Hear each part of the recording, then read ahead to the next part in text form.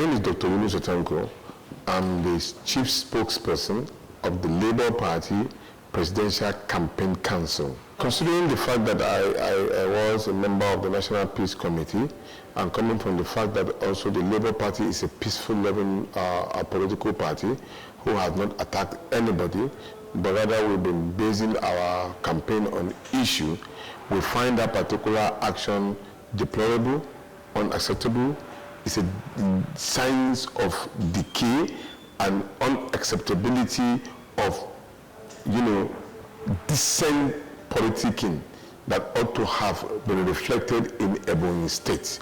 So we condemn it in its total entirety, and we ask for all our sundry, especially the security apparatus, to do everything that they can to arrest the perpetrators and, free that senatorial candidate and make sure that it's safe and sound.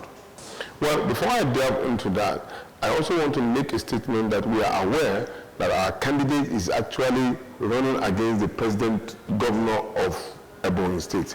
And so if the governor seems to be finger in this particular thing, I think the law of the land should deal with the issue after investigation. With regard to the issue of the list that you mentioned, the list, of course, have some areas of requirement that where people can really have to really look into. And so what we did was that we listened to the yearning of the people where they were making some demands for some certain changes. And for a government in waiting that is showing interest in the wish and will of the Nigerian people, we take it upon ourselves to update the list, to do the needful and make sure that the writing is done based on the demand of the Nigerian people. And only when we treated this particular issue of corruption, the Nigerian people show us love, that we are a government that listens to the yearning and aspiration of the people. You can see that we are running a very unconventional politicking. Unconventional in such a way that it is a people-driven campaign.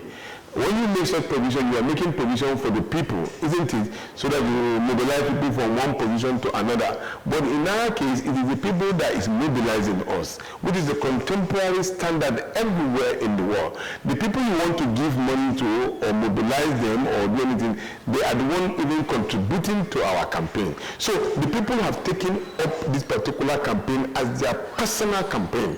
So they are taking care of themselves so that tomorrow they can hold us accountable, since we did not pay them any kobo to mobilize them to do anything.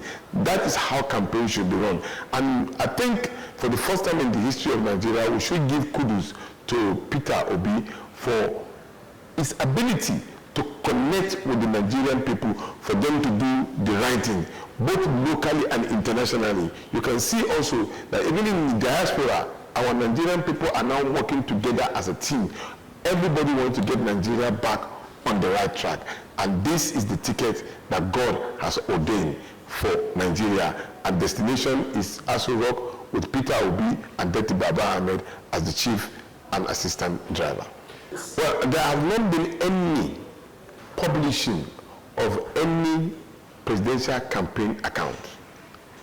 The party itself has the right to request for support from its party members and those who are interested in supporting the party, which the party has rightly done.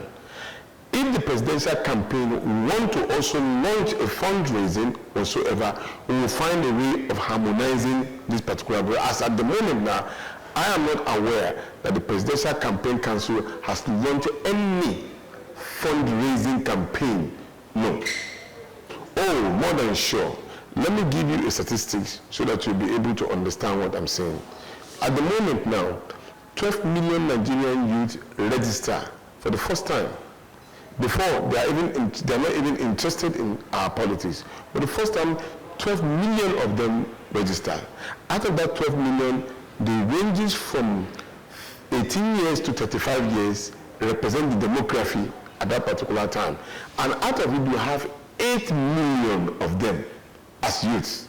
And you agree with me that those particular 8 million actually register because of Peter Obi. In the last election in 2019, what you had was 12 million and 15 million votes voted for Muhammadu Buhari as a presidential candidate of the APC. So if you take just 8 million out of it, what you'll be left with is just about 7 million. Within that 7 million, what we have in our database at the moment now is close to about 35 million people showing interest into voting for Obi. And you also recall that today we have 96 million Nigerians registered as voters. So if we say that we are hoping that we will get nothing less than 50 million as Nigeria based on what is already registered as a voter, we will just be modest. So we are hoping and we are sure that by the grace of God, the Nigerian people who represent, the young people, especially the youth, that represent total half of the population will vote for Peter, Gregory, Obi, and Betty Baba Ahmed. It is unfortunate that the Vice President will make such a very dastardly statement because it only shows an ethnic divide. And unfortunately for him, ours is a campaign for the Nigerian project. Peter Obi has never shown himself to be an Igbo project, neither is he a Yoruba project, nor is he a Hausa project. He is interested in Nigeria and is out to rescue Nigeria for the Nigerian people. And so when you ethnicize this, it shows the level of desperation. Unfortunately, we don't want to associate ourselves with such statement. We are Nigerians, we belong to Nigerian people, and the Nigerian people have already spoken. Quite honestly, if I am some of these candidates for the unity and prosperity of this country, I think majority of them should have also just keyed in behind Peter Obi to unify this country.